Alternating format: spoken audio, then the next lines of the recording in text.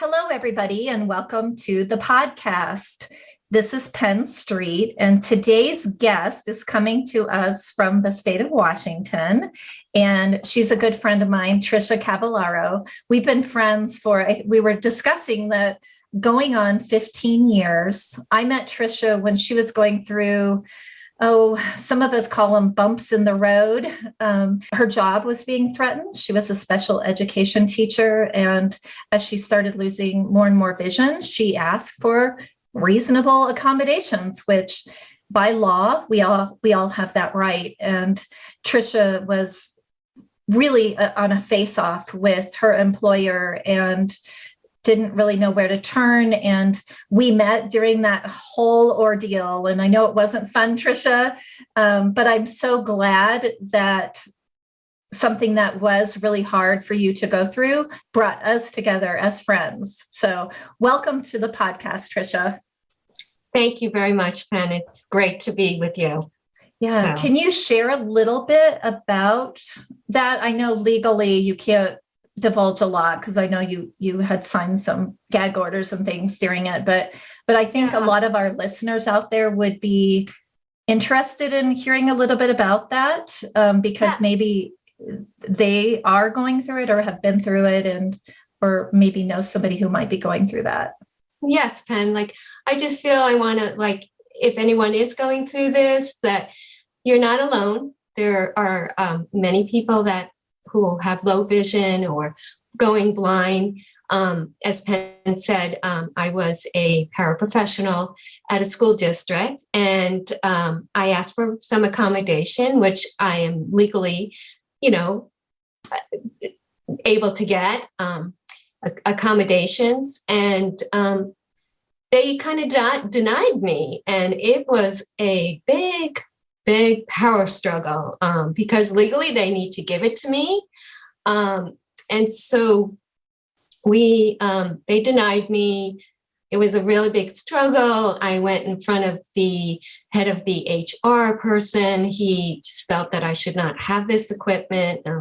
I kind of was a target of his, and it was just very, very, very distressful, frustrating.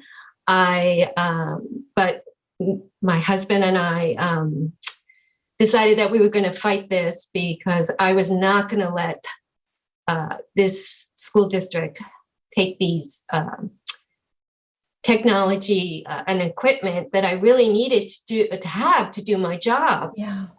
So we got a lawyer, and I also Penn helped me also to get some resources and contact people.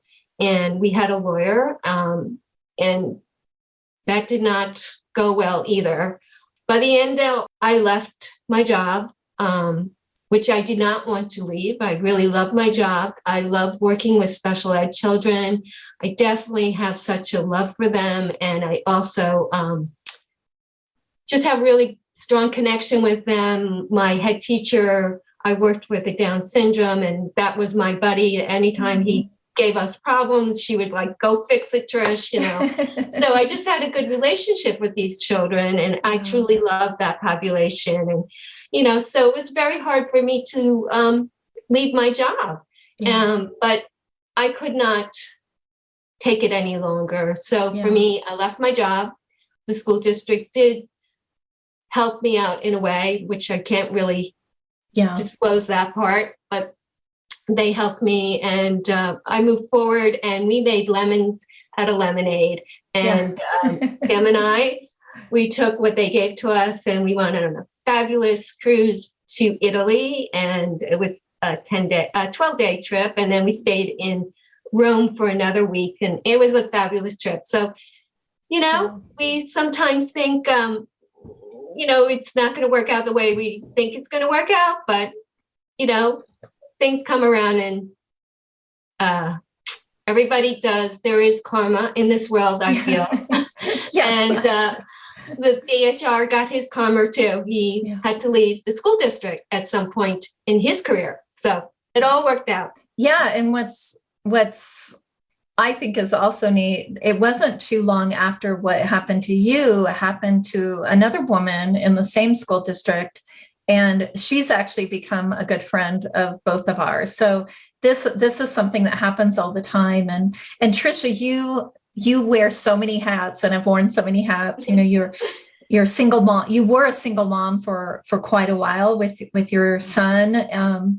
You know, you're a wife. You're an outdoor enthusiast. You have so many different levels of what makes you, what makes you Tricia. And it's not just your vision loss, but you've been some pioneering in a lot of different levels besides of what happened in the school district, and you really raising the bar because of what you went through. This other woman had more choices, and yes, she chose to leave her position as well, but because what you did and what you had gone through, you could advise her on your journey with that. But you've done that. You've been in, drug trials for your retinitis pigmentosa.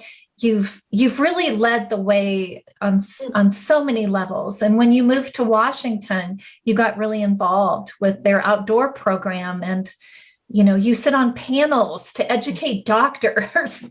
So you've done so much with your life, Tricia, and it's enriched all of ours in that process. And I know you've gone through some dark times. It's easy to talk about the fun times and the excitement, but I know that was a really dark time for you, struggling when you lost your career. I've had some dark times, Penn. Like that's the whole thing with being, having low vision or going blind or being blind at birth or later in life, whenever it happens for people. But one of the things I really, really feel about my eye disorder, yes, I was 36 when I actually was diagnosed with RP. But I've always had this, as it's a genetic disorder, and it's a progressive eye disorder, and it slowly has progressive. I was very, very lucky that I was still up to 36, living a great life. Yes, I was a single mom for 9 years. I brought up, and we were just living our lives. I was able to drive. And then around 33 to 36, things started to happen for me. And I was diagnosed with RP. But I have to say, I have never felt that this has been a curse to me. I've always feel like it is a blessing. Yes, I've had dark moments, but it kind of like you have a dark period and then you like, okay, I got to pull myself up. I have to move on.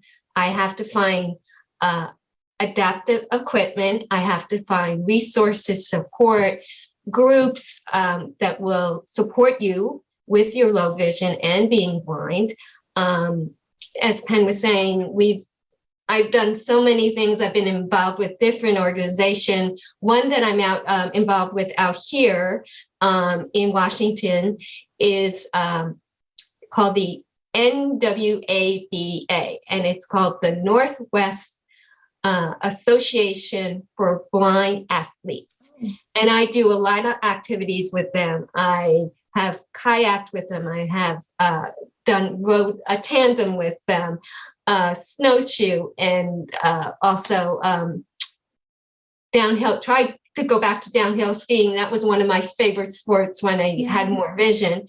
So, those have definitely been avenues for me, and just loving the outdoors and hiking and just being outside really has helped me. And I think, as Penn and I have talked before, sometimes just being outside and in the fresh air helps you a lot too. It just makes you feel a little more alive. Yeah, Tricia, I know we talk about coping a lot. People ask me, and I know you've mentioned it too, is how do you cope? And that's a really good point. Just getting outside. Maybe you can't go and climb a 14er or, ski Mount Hood, but you can just getting outside into your backyard or on your front porch, or it really does kind of resets your brain. It does, so. And so, Tricia, you travel a lot. You never travel as much as you want, because I know when you're really passionate about something.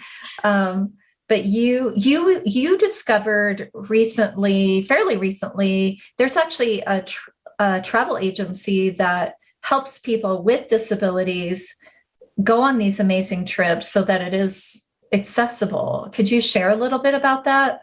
Sure. Like Penn says, I've always loved to travel. I guess for me, the vision I still have, I want to see the things I still can see until that occurs, until if I lose all of my vision. And I know that if that happens, I'll find a way of still doing what I want to do.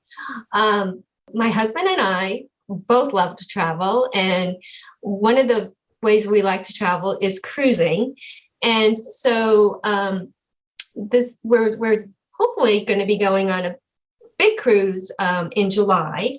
And we feel my husband also has a muscle disorder. And so it's been a bit of a struggle. And we're like, oh, maybe we can't travel anymore. And I was like, no, Sam, we can travel. There's just another way we can do this. Yeah. And so we hooked into this woman who does accessibility traveling. And we connected with her. She is a person that's in a wheelchair and has her 2 legs amputated. And so it just shows you that, people that have a disability, we can do many, many different things in our lives. Yeah. So we hooked up with her, and we are setting up some accessibility excursions, companies that we have found out about. We also have set up a scooter for Sam as we do the excursions, because walking long term is hard for him. Yeah. So there are many ways around, just because we have a disability or we lost our vision or we're blind, there's many ways of getting around these ways. And, yeah. Also Penn has traveled too. And so when you go through the airport, that can be difficult sometimes, but I am very fortunate. I set it up that when I set up for my ticket, I always have someone assisting me through the airport and getting to the gate, and just, having all that assistance. And I've been very lucky. And, but also, I also have traveled by myself immensely. Yeah, because your family, most of your family is on the East Coast. So I know you travel to New York, fairly often to see your family. And I mean, I have sighted people that say they don't like to go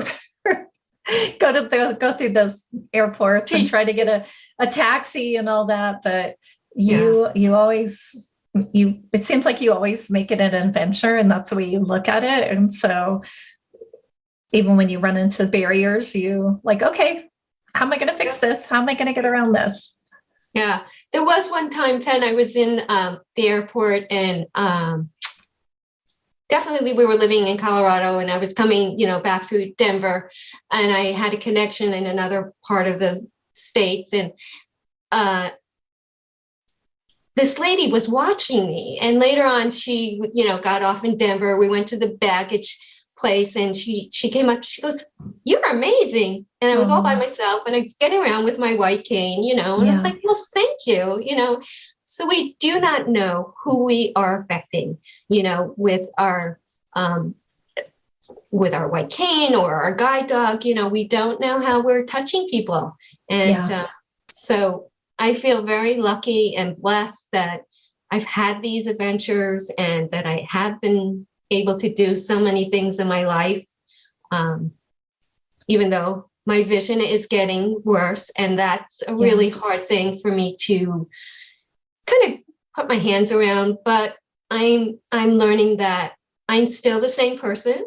I'm still able to do the same things I love, and I will just continue to do them. Yeah. And I know, Tricia, it's with Sam's disability getting more acute, that's really, really affected you, because you were sort of the person in the relationship with that needed the extra help, where now you're the one that's offering the extra help, and you're the one that's really doing a lot of this research and, finding resources and services for Sam. And so it's neat that all those things, those building blocks that you built so that you could have an independent life, you're using those skills to help Sam with his disability now, which I think that's really awesome.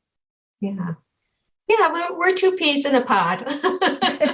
We definitely support each other. And I'm very fortunate that we have that kind of relationship. Sam does a lot for me, and then I do a lot for him also. Yeah, that's what marriage is, right? Yes. Yeah. Yes. And how's your son? How's he?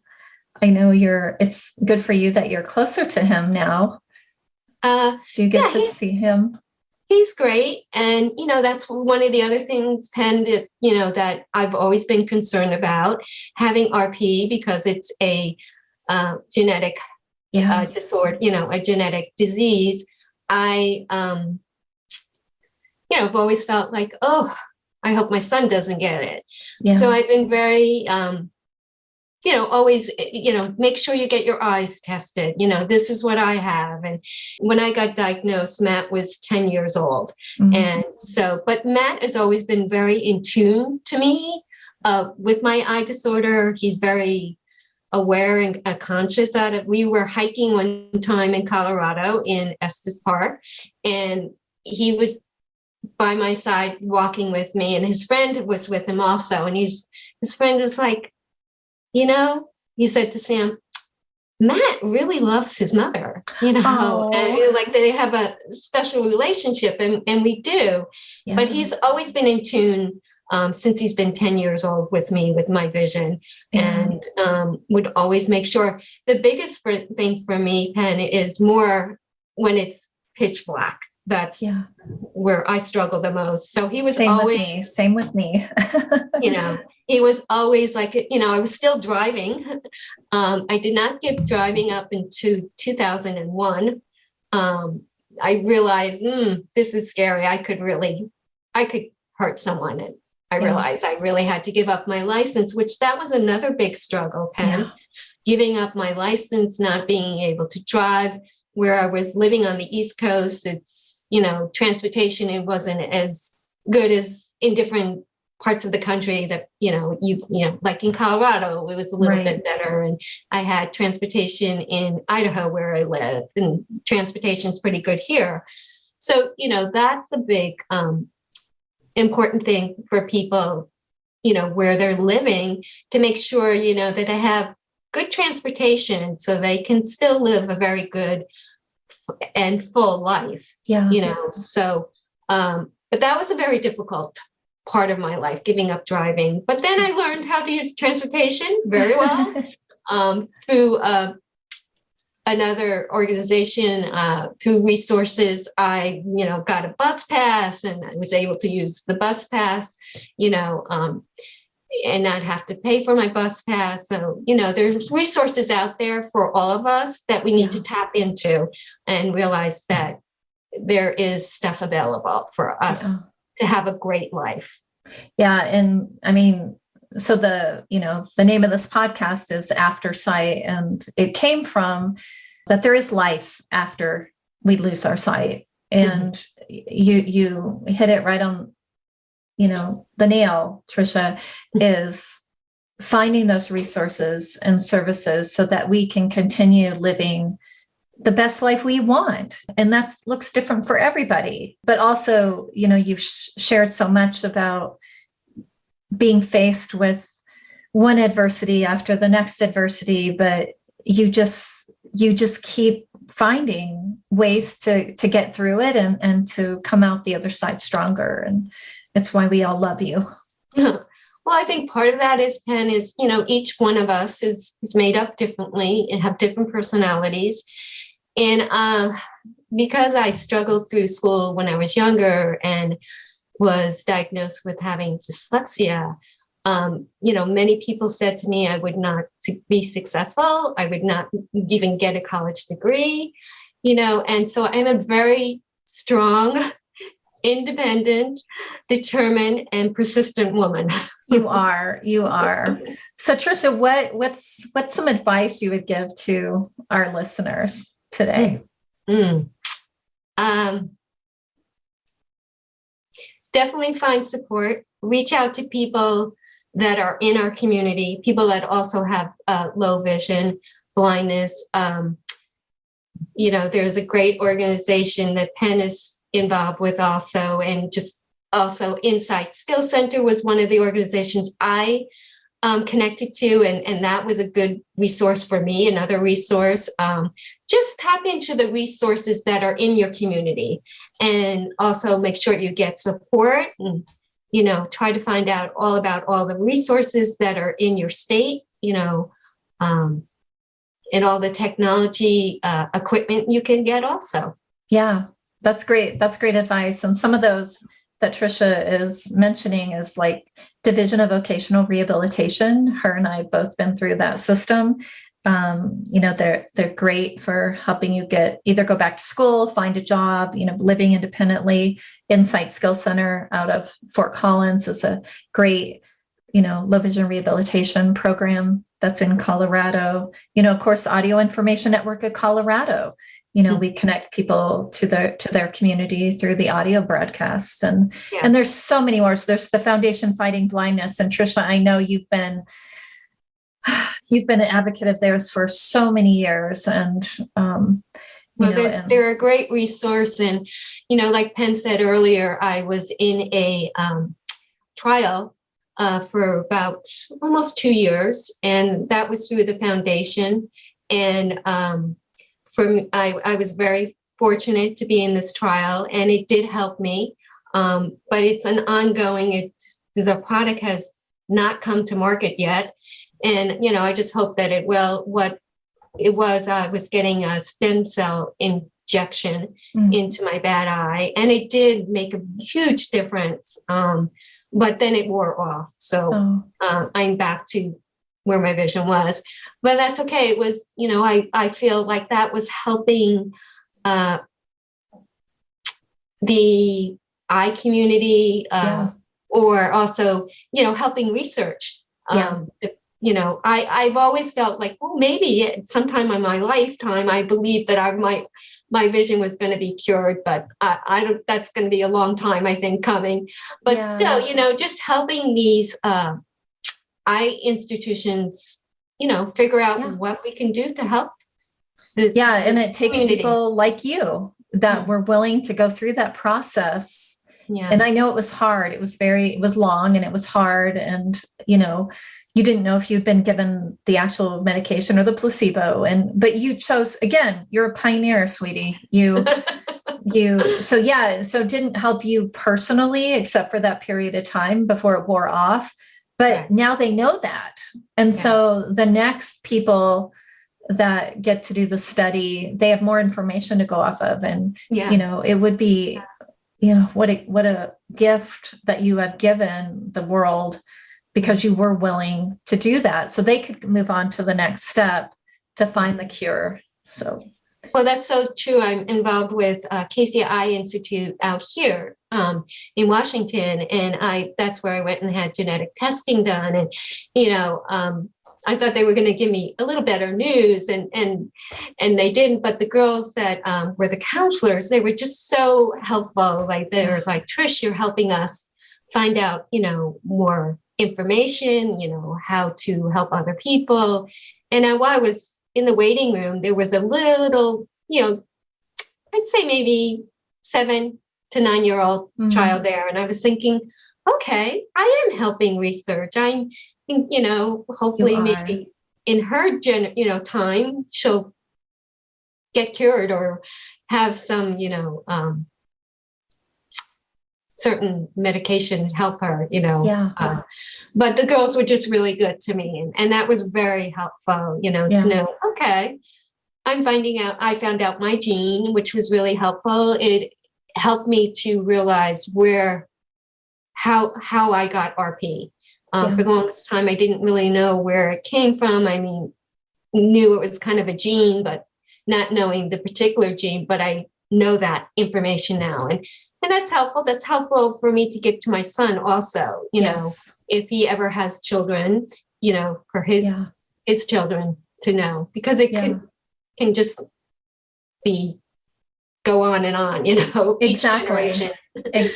Well, Tricia, thank you so much for being on the podcast. And you really, really are somebody who shows that there is life after sight, and that with, you know, you just keep researching and, you know, being that pioneer whenever you can. And you can be, you know, a whole human again, with or without sight, you know. So Tricia, thank you so much for being part of this today. Well, thank you too, Penn, for your time and just having me on the podcast. Absolutely. And all the listeners out there, thank you so much for your beautiful support. We really, really appreciate it. I know there's people around the world now listening to Aftersight. So keep sending me your stories, and I promise I will keep sharing them. Take care, everybody. Have a beautiful day.